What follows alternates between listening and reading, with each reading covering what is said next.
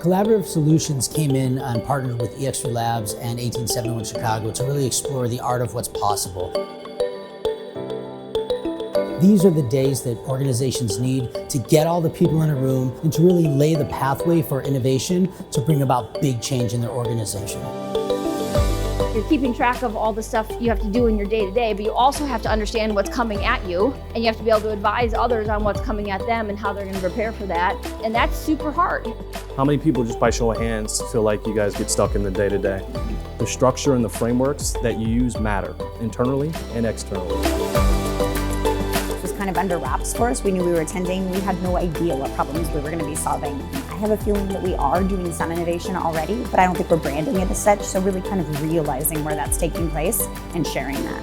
It's funny, the whole day, as a whole, is great. I think this last session really taught all of us a lot. We have a lot of fun together as a group, so bringing us together in this way is great because it gets not only our creative juices flowing, but also our camaraderie.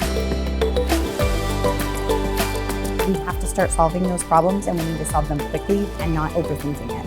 And so it's a matter of understanding all the great ideas that we have as a company and how we can put it together to stay ahead of our competition and continue to grow.